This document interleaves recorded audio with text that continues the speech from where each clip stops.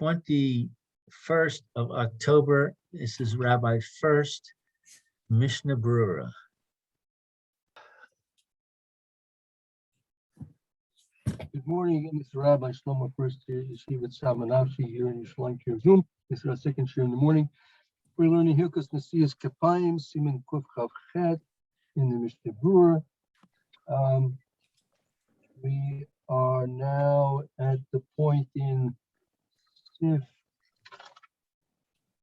Vav that we're discussing the point about the Kohanim have to wash their hands, right?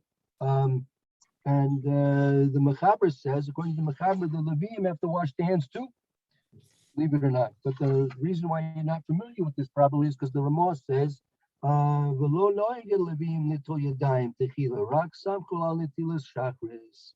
the Levim are not accustomed to wash their hands at the beginning, before washing the hands of the Kohanim, because they're relying on the washing that they took place before the davening, right?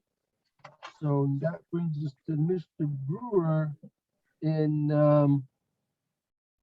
Sif Katan Chaf Base. Sif Katan Chaf Base. We'll pick up with right over there on the Levi Yitzhak Mayim.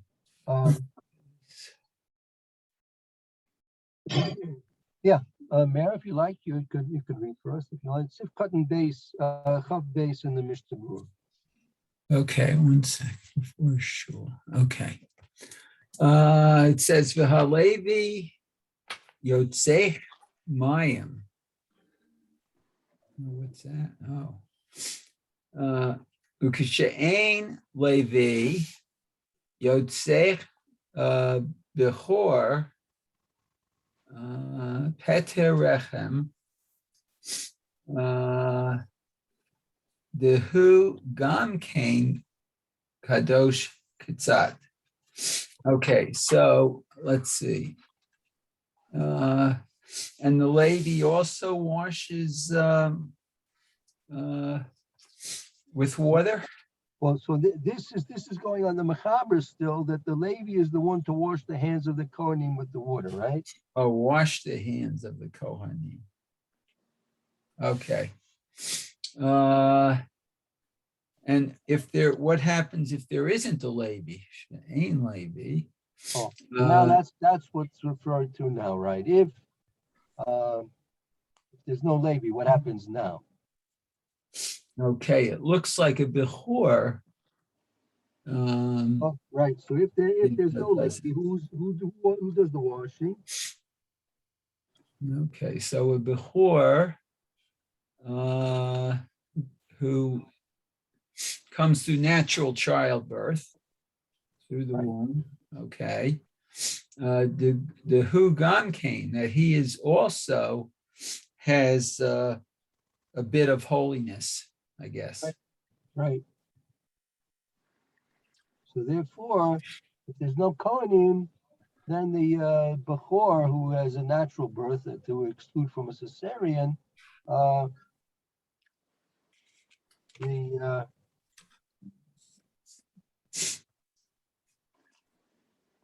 since he has some kedusha as well, then he does the washing if there's no kohen. Right. Okay, but the im kain, not kain, the im ein gam bechor tov she yatil hakohen ba'atzmo. Okay, so but if there isn't a bechor there, it is better that the Kohen himself should wash himself, should wash his hands. Right. So if there's no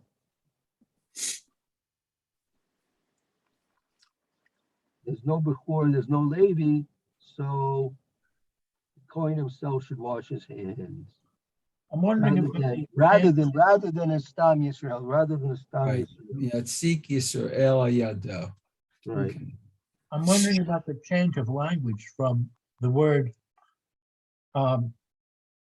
yotzek, the word yitol, yatil.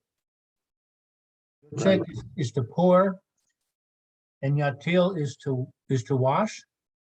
Well, yatzik is a specific expression used when you're pouring a liquid, and notel yadav is the expression used when you're the whole process of washing the hands. It's not simply the pouring of the water, but the whole process of washing the hands. Therefore, if the Kohen is doing it himself, so he's doing the whole process. He's filling up the cup, he's pouring the cup over his hands. Whereas if the Levi's just doing it, it's a difference between the Kohen doing it himself and the Levi doing it for the Kohen, or the Bechor doing it for the Kohen. So before the meal, we say Netilat Yadayim. It's the same root. Exactly, right. Okay, very good. If you want to look, But Natil, doesn't Natil mean raising, not washing? well, that's part of the process. Part of the process is that after you wash your hands, you lift up the hands, literally lifting up the hands.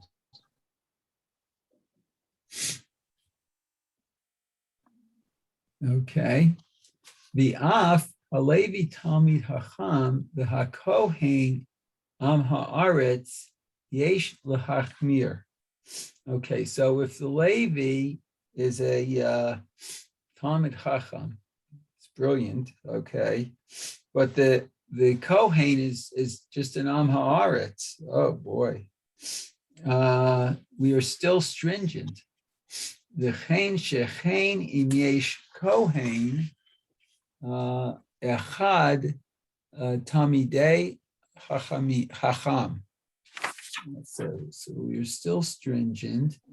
Okay. That the Shechen Im Yesh, that there is a Kohen, that there is one Kohen. Hold on, a little confused here. And nevertheless, Im Yesh Kohen Echad. So if there is one Kohen, okay, the Talmid Hacham, what's he do? So in the case where you have a case where the Levi is a Talmid Chacham and the Kohen is an Am Haaretz, Yesh Lachachmir. There is to be machmir to that would. So he still washes the hand. The Levi still pours the water. Apparently. I don't get it. What does it mean? It is to be strict. What's he being strict about? So that depends who you're referring to. Are you being strict with the Kohen or with the covenant of the Talmid Chacham? Good point. One second.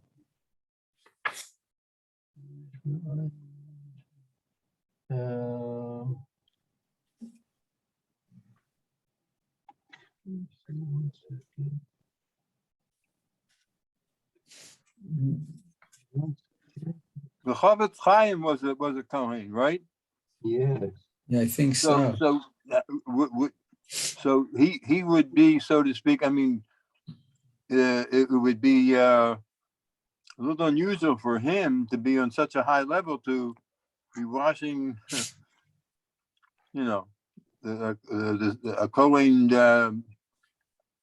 Cohen's hands who doesn't know anything. No.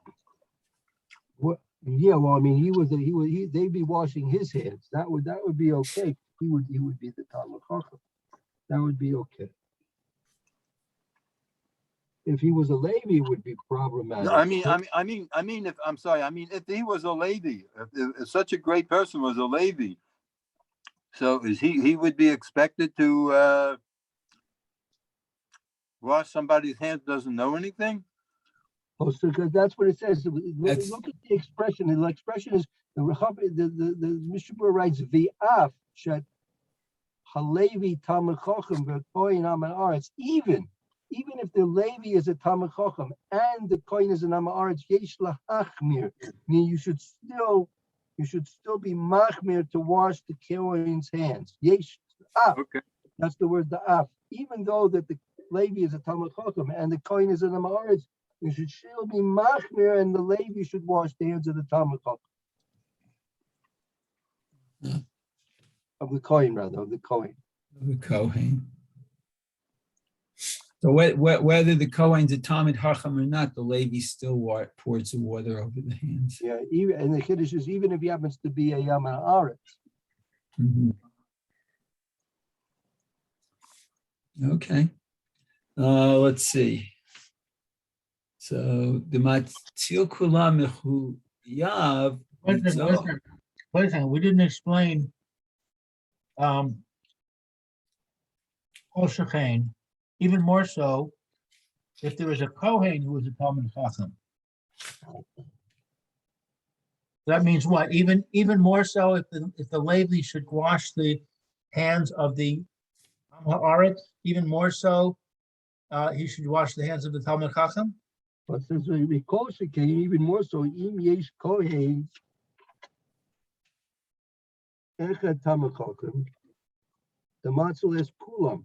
Meaning even more so, let's say, again, the situation is you have a Levi who's a Talmid Chacham, right?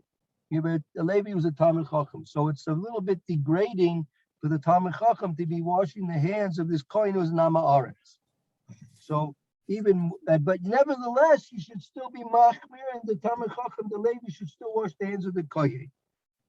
And even now, Kol Shechain, the Levi should wash the hands of the Kohen.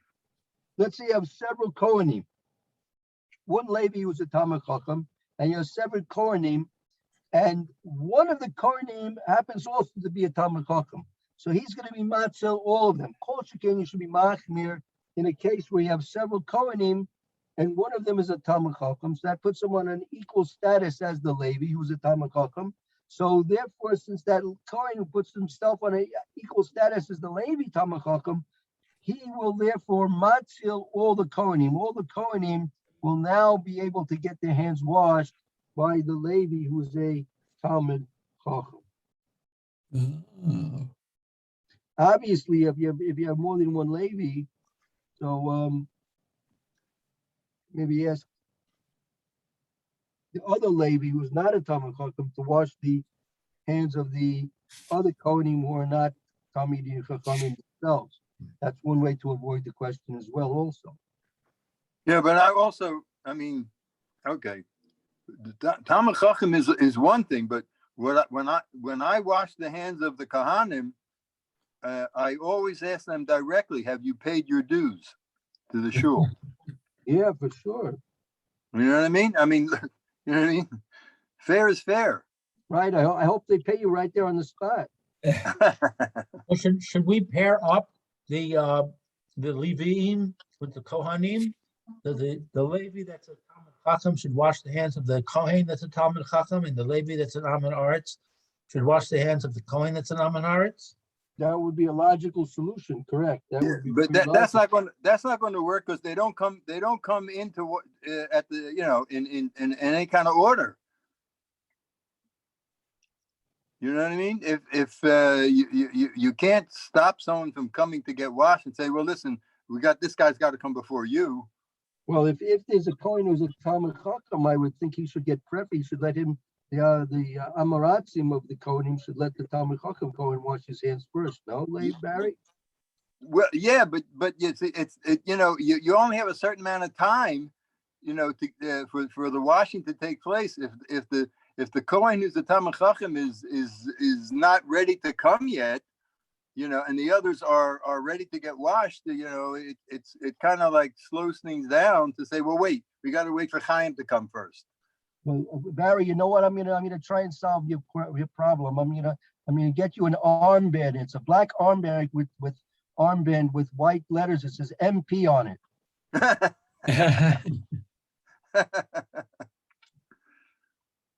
Okay. I know you have to be sensitive. You have to just play it by ear. Again, in either cases, in all these cases, the Mishnah is saying it's okay. Whatever way it works, it's okay. It's just a question of what's the best thing to do. So the main thing is don't cause trouble. That's the main thing. So does MP stand for many problems? Many, No, it stands for MP stands for making problems. oh, there you go. There you Maker of problems. Yeah. Okay. There you go. So v'katav hamagen giborim dechein ikar ein sham tamo. Okay, so apparently this Magen Giborim wrote the similar opinion, I guess. The Right. same thing. That's the proper thing to do, right? Mhm. Yeah, so therefore, in all cases, the Levi, even if he's a Talmud Chacham, I mean, after all, it's a mitzvah. You shouldn't feel that it's beyond him. I mean, you're supposed to give cover to a Talmud Chacham, that's true. But on the other hand, if it's a mitzvah that he's supposed to do, he should be happy to do the mitzvah, even if he's washing the hands of Amaratzim. But he should tell them, maybe he should tell them, listen, we'll make a chargusa, and he'll turn all those Kohanim Amaratzim into Talmud Chachamim. Ah, how do you There like you go, that? Barry. That- Instead of I saying think pay your dues, say, ask him about his shear attendance. That's right. I think that'll solve the problem very nicely. Just get them to learn. Yep.